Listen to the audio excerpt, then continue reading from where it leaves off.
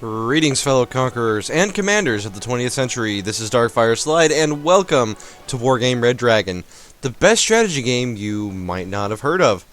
That's right, this is a fantastic RTS, or real-time tactical game would be a better moniker, I suppose, that encompasses the potential conflict of basically World War III during the Cold War, obviously without the use of nuclear weapons. As a result, we are treated to a large variety of different types of military hardware from the 20th century, both in the, obviously past World War II, but, before the year 2000. So let's take a look at how the game plays. So first of all, we're going to go into the deck creator. So, this game has over 1,400 different units to pick from, and they are all in some way different from one another. Although some units in the Warsaw Pact, for example, are, straight copies of one another. You got your T-55L, which is exactly the same as a Russian T-55A, for example. So, things like that. Some things are very similar like that, other things not so much. Now, the game can be a little bit intimidating. So, you look at the just the sheer wall of available, units and things of that nature. And over here on the right, we've got tons of different stats, and, it's like, okay, well, they've got... But the thing is, if you know anything about historical combat, this is not going to be completely, unfamiliar, This is a infantry squad. This is a rifleman squad. They get an M16, a Law anti-tank, rocket launcher, and a M60 light machine gun. So not exactly anything crazy there, and if you know anything about historical combat already, then you already know what all of these things do. And this is not, you send in infantry, they shoot at other infantry, and if they get close enough to a tank with their Law, then they can just blow it up.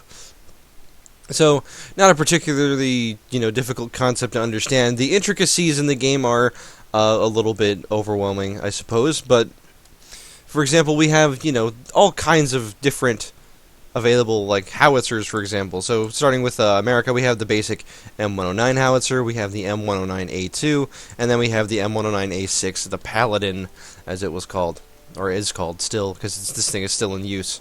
It says "Battle Up" on the cannon. That's a nice touch, actually.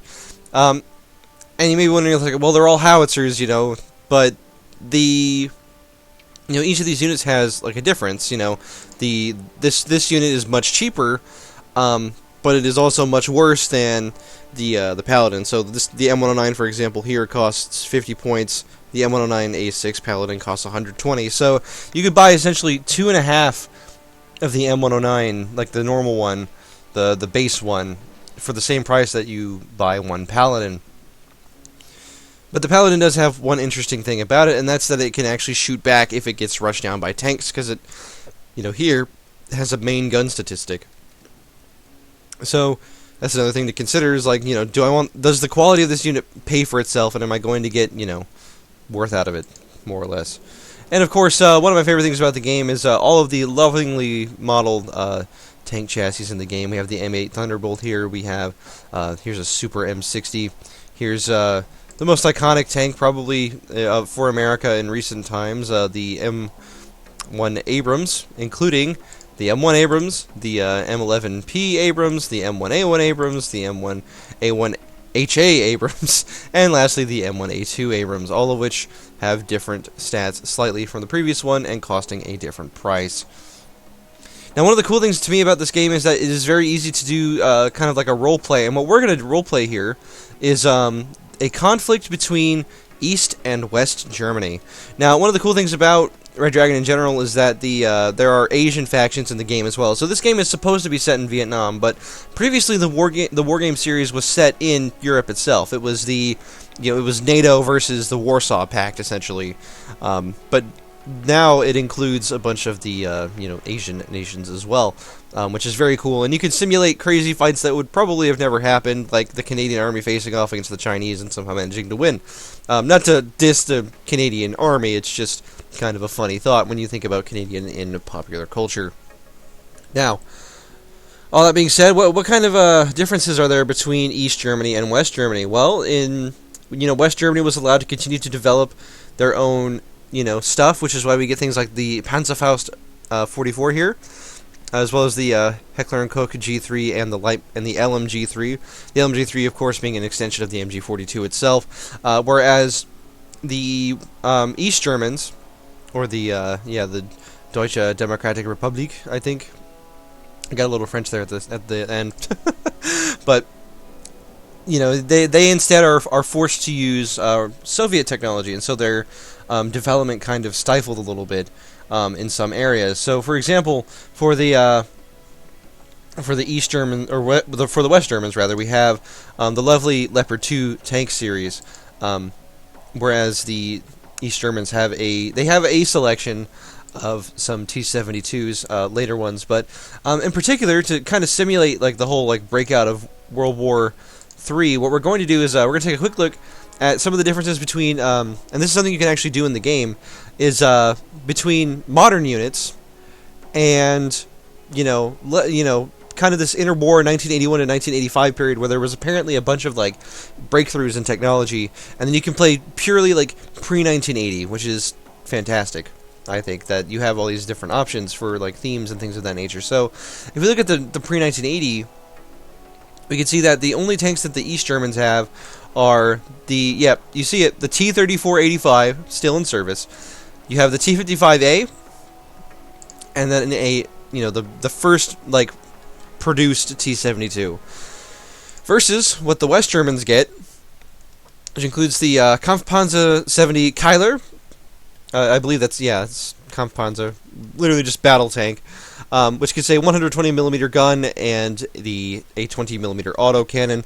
You get things like the Pattons, which apparently West Germany fielded. You get the prototype of the Leopard 2, which is certainly an advantage over what the East Germans have available to them.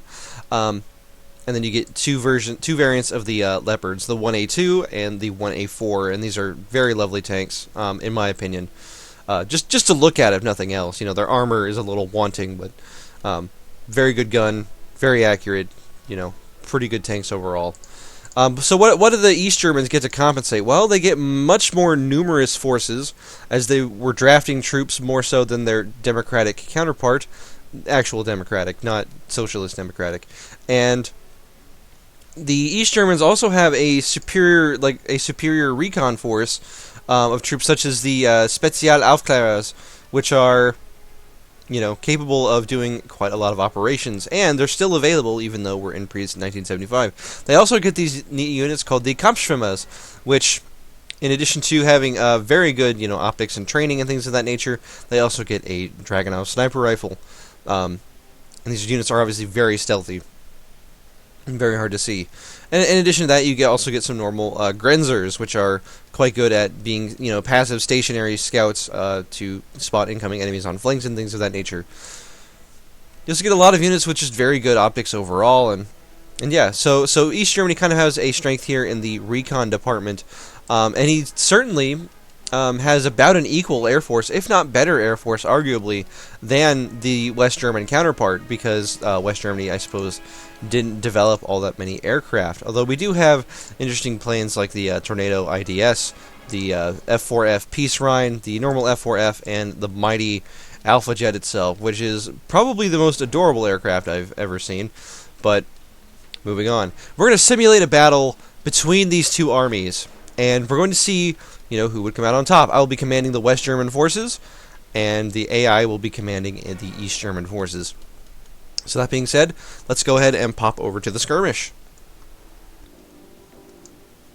So here we are. We've set up a simple skirmish game between the West German Army and the East German Army, both pre-1980. Let's kind of roleplay this a little bit. So we've got, the war was getting very tense around this time, and this is obviously before the collapse of the Berlin Wall. And, eventually, negotiations broke down, and the West German Army and the East German Army were the first two nations to fight in this war.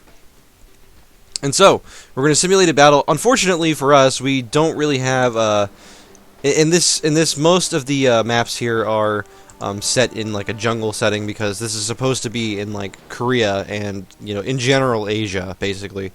That being said, we can pretend that it's Germany. Anyway, but one of the cool things about this game is if you make a deck, you can actually play against that deck as controlled by an AI opponent, and to me that's really cool because it adds a lot of variety to the game, a lot of versatility and differences in how and when you play the game between things that you create, and you can test decks against decks that you actually like, and challenge yourself that way basically. But without further ado, let's get this rolling. Let's get this war started, shall we?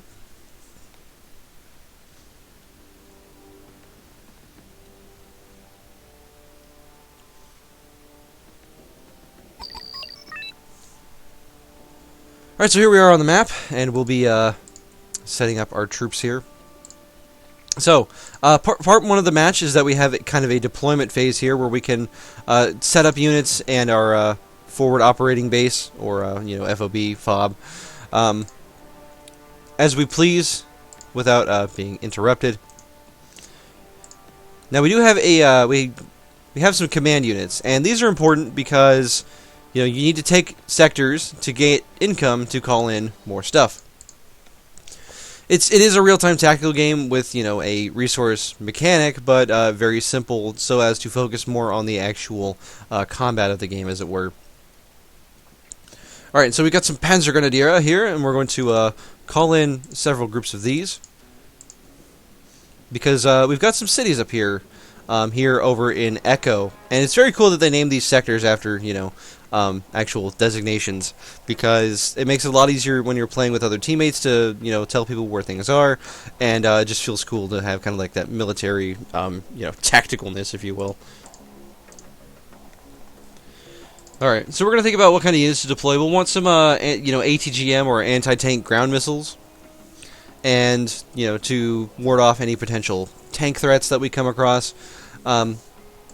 We'll build a couple of these Flakpanzer Gepards, which are going to be very good at shooting down planes. And very importantly, we're also going to need some recon here, since these troops are incapable of spotting for themselves, essentially. So we'll be getting lots and lots of recon, because as the moniker goes, or the saying goes, you can never see your enemy too well. No one ever died of seeing their enemy too well. We're also going to get a couple of these Martyr VT-S1s, because these are going to be very good at killing any light vehicles, or even like more lightly armored tanks that we come across. And lastly, we'll close with one squad of these Fallschirmjäger, which are going to be very effective troops indeed. Alright, that being said, let's go ahead and launch the battle. Now, this game, to me, is a shining example of why historical accuracy can make for great game mechanics. Pretty much most of these things work as they might in real life. And they're lovingly crafted so that you can see, obviously they didn't model people to actually like fly the helicopters, but the helicopter's still flying around. Not really a problem. It's working as intended, I suppose. Alright, now one important mechanic of the game is concealment. As we can see, it's very important to get units into forests and buildings and things of that nature in order to actually conceal them and keep them hidden from enemy eyes.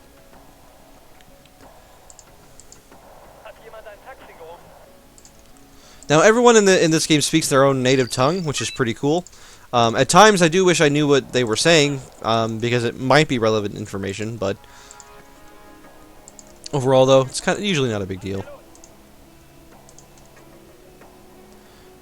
Alright, so we're thinking about what kind of position we want to set up here. And what we're going to do is we're going to hide this Spähpanzer Lux in these woods over here. And then we're going to hide these infantry here in this city block, the PALR Milans. And the reason for this is because we really want to have eyes to see what we're doing, but also give the ATGM crews some distance in between their targets so that they don't get blown up immediately, because they are very small, fragile squads. For a second there, we spotted some T-72 tanks coming in. so we can foresee those being potentially a problem in the near future. Now we are making a decent amount of income at +8, and as a result, we're going to call in a command panzer, a Leopard 1, in order to capture the territory of Gulf so that we get even more income. Which we'll need to call in, our big guns, essentially, tanks.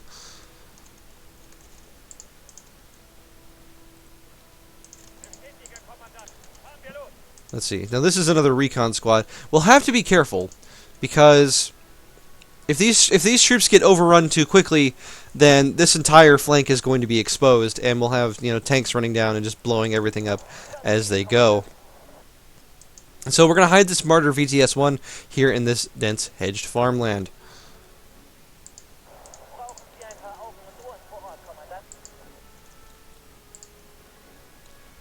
Alright, we're going to send in these Panzer Grenadiers into the buildings. They all do walk in formation, which is a little awkward, but I mean, considering how many things they've had to model for this game, I can forgive them for not being super in-depth on the tank models, as it were. Now is the time where we're going to start building up our tank production. We're going to start pumping out as many Leopard 2 tanks as we possibly can to kind of defeat the enemy, as it were. We're also going to sneak over these squads. Alright, we just took an airstrike from a MiG. He launched some cluster bombs, which blew up both of our transports. That's going to be 30 points for the enemy, as it were. But we're also getting some ATGMs going against these enemy tanks right now.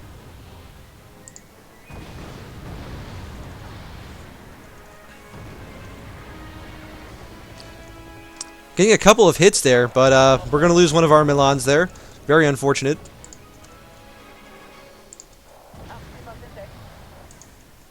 Now we're looking to get these troops into these recon troops into a building so that we can more reliably spot our enemies, as it were.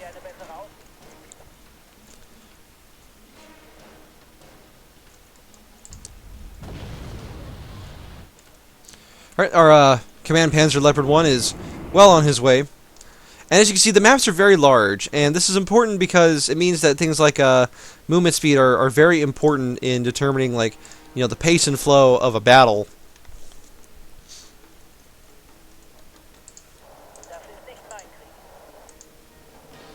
Alright, one of our Milans got a successful hit there. Good stuff. And this recon chopper for the East Germans has flown way too close and just got shot down by our Panzer Grenadiers. Alright, and now we've got some enemy troops coming in. Panzer Grenadiers are taking some fire.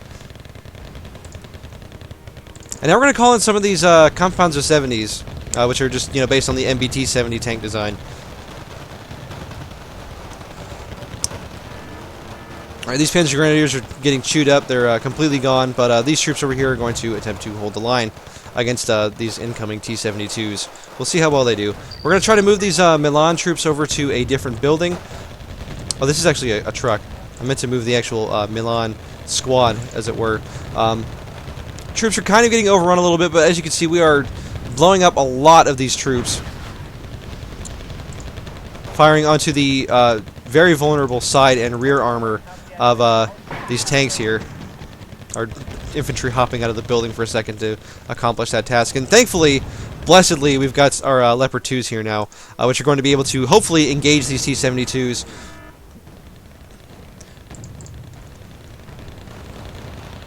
And we're going to call in 2 more Leopard 2s as well, since the bulk of our strength is in our armored forces. Most of our infantry have been cut up, but they were able to halt the enemy advance for a moment. The AI does cheat in this game, and so you're often numerically inferior to your opponents, as it were.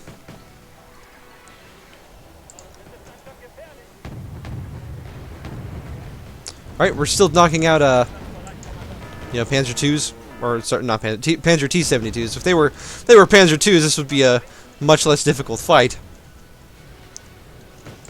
Alright, we are going to need some more infantry, though, to help continue to clear out, clearing out some of these buildings. And so we're going to call in another group of Fallschirmjäger.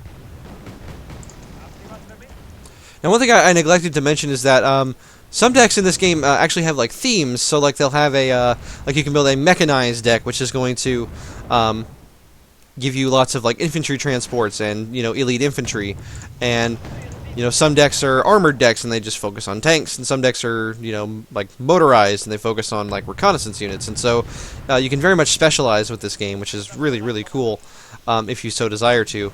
Now, with the pre-1980, personally, I like to go with just a general deck because having versatility is, a very important thing to me when you're building in these decks that don't have a lot of, units by themselves. Alright, so now these T-72s have left their flanks exposed, which means they're now taking fire from our Kampfpanzer 70s and our Leopard 2s. And so these are going to probably get knocked out in fairly short order here. Yep, there goes another one. And there goes the third one. Very nicely done by our Kampfpanzers. More than making up for the losses that we sustained in the city itself. And now we're going to call in a bunch more of the Panzergrenadiers, because we really need infantry to try to take back that city, because it's kind of suicide to just charge into a city, without any, with reckless abandon, essentially. Having this Lux and this Gepard here are very important to our cause, and as a matter of fact, I'm going to call in another one of the Luxes, because I very much like having a flak cannon. Now, I am a little worried about them flying their troops this close to our Leopard 1, but we do have an AA unit in the, a decent vicinity to it. Alright, let's get these Fallschirmjäger into the town. Now, is this a completely accurate simulation? Well, I am playing against an AI opponent here, but I do still find it very interesting to, like, of like the what if of like World War III, essentially.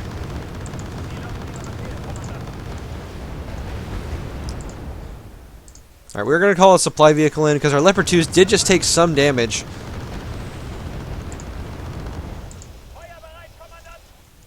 But these Flak Panzer Gepards are very, very strong at what they do, and we are cutting up these enemy helicopters fairly quickly here.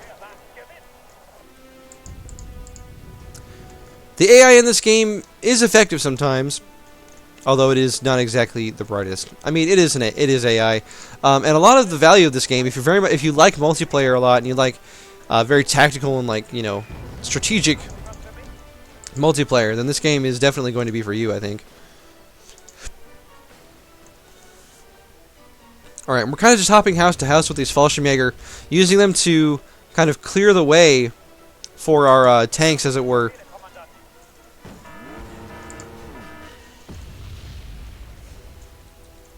Alright, we can see a bunch of enemies over here on this side. So what we're going to do is we're going to move our Kampfpanzer and our two Leopard 2s over to the other side. We are getting a decent chunk of income now, and so what I'm going to do is first of all call in a mortar, and then also call in two howitzers, which will allow us to kind of suppress the enemy, as it were.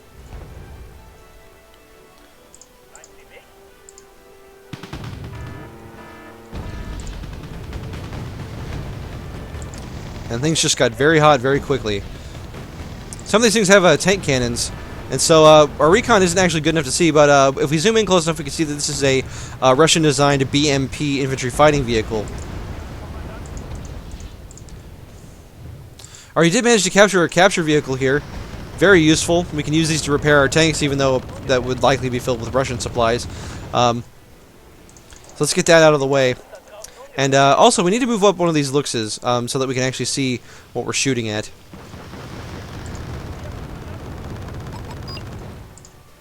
And basically, we're having a "you came to the wrong neighborhood" moment here.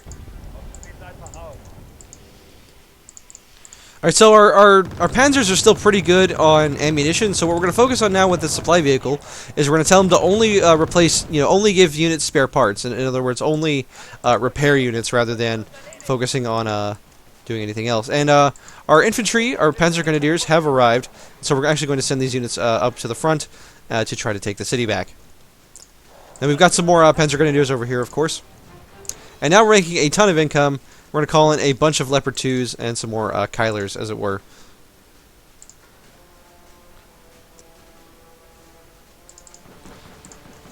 And just for good measure, we're going to call in a little bit of anti-air as well. Why not? Alright, get our Spähpanzer up a little closer. just enough in range that we can get these Gepards in range of their helicopters.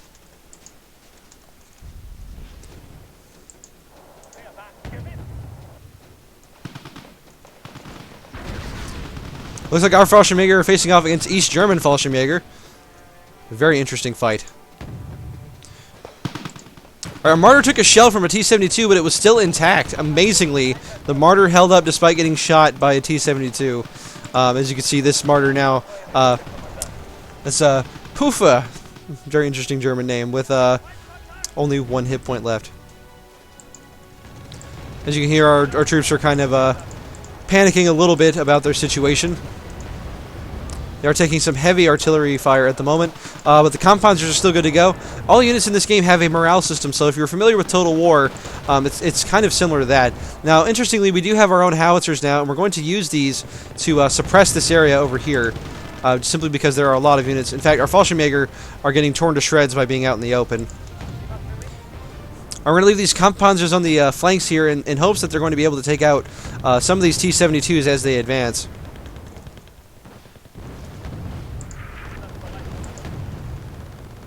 That's the ticket. These Gepards, as you can see, have ridiculous range against helicopters. Very, very effective at taking them out. And now it's going to be down to the infantry to take out the rest of these T-72s, while the Kampfpanzers continue to provide support on the flank.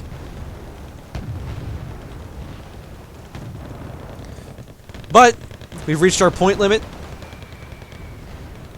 and so that's going to be game. That's going to be GG, as it were. Considering let's see, yeah, we had 2,000 points to 365 losses. Pretty crushing, total victory, as the game puts it.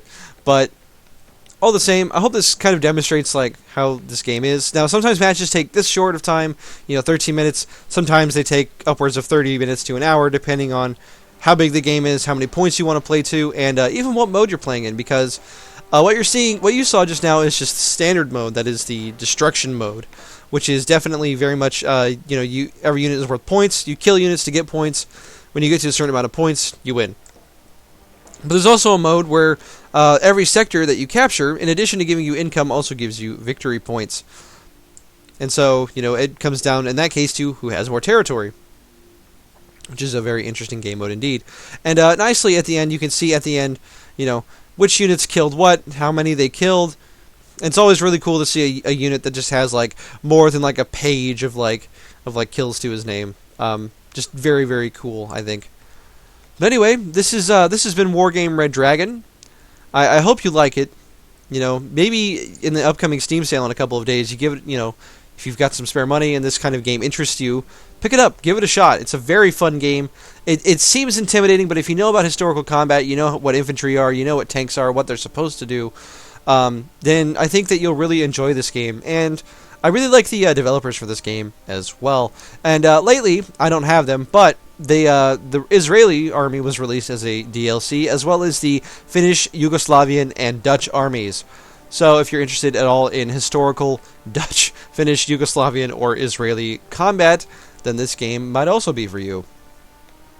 At any rate, I think this game is a great example of why historical accuracy can be used to make great game mechanics, and make for just interesting games overall. Obviously, it's not completely true to life, because I don't think any video game ever will be. But, that being said, I hope you enjoyed it, and I'll see you guys in the next one.